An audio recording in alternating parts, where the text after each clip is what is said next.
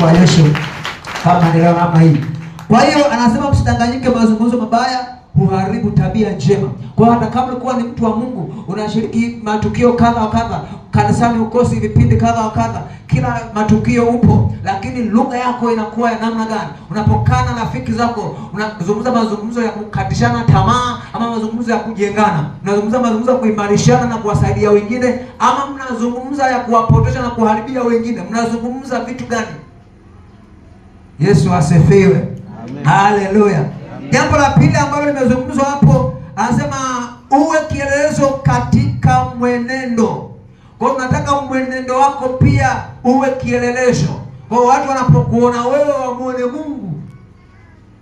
Yesu asifiwe. Yesu asifiwe. Watu wanapokuona wewe wamuone nani? Mungu. Uwe kielelezo katika mwenendo. Hakuna atakaye kudharau. Watu watakuheshimu. Kwa nini wanakuheshimu?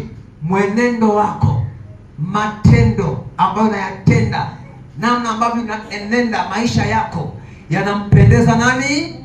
Kristo. Yesu asifiwe. Haleluya. Yanampendeza Kristo.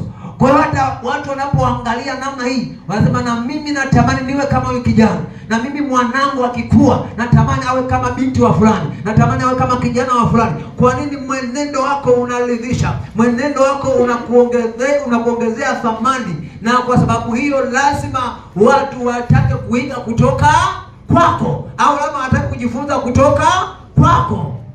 Bwana Yesu asifiwe. Haleluya. Mwenendo. Na kwenye mwenendo hapa tunaenda hadi kwenye eneo la mavazi. Inagusa hadi mavazi. Unavaaje? Inagusa hadi kwa sisi vijana tunanyoaje. Bwana Yesu asifiwe. Bwana Yesu asifiwe. Namna ambavyo tunavaa, namna ambavyo tunaonekana, kwa muonekano wetu tuna wenyewe ukoje? Huwa unapima kiwango cha kijana ndani ya kanisa. Hivyo ndivyo kinachokufanya usipate nafasi ya kudharauliwa. Utaheshimika kulingana na vile ambavyo muonekano wako pia ulivyo. Bwana Yesu asifiwe. Sababu Biblia inasema wakati mimi nasema tunatambulikana kwa mavazi. Vazi tunamtambulisha mtu.